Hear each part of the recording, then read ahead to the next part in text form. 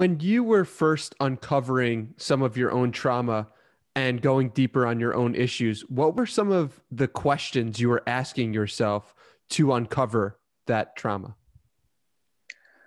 Um, that's a really good question. I think what I it wasn't really questions. It was just like observations, because I would sit with myself and then I would see what would come up.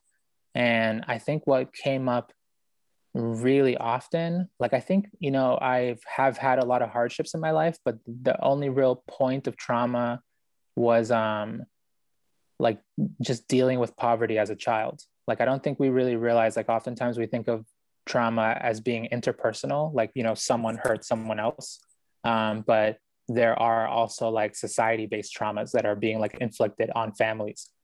So when I came to this country as an immigrant and I came really young, I was 4 years old with my family when we were looking for a better life. And we show up here and my mom, she used to clean houses and my dad worked at a grocery store, and we were just like, they were incredibly hardworking people, also individuals who were very intelligent, but they just lived in a society that didn't have the type of schooling that we have available to us here in the United States.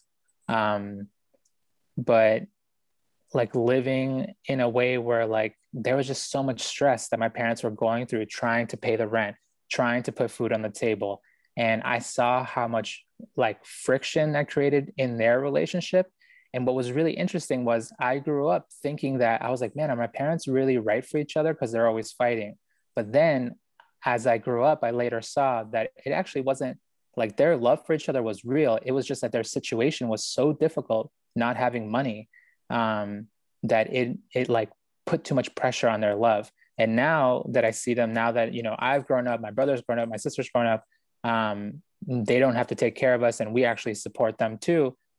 They're so happy and they love each other so much, and the love between them is real. And it was actually just these like structural pressures that were, could have really broken them.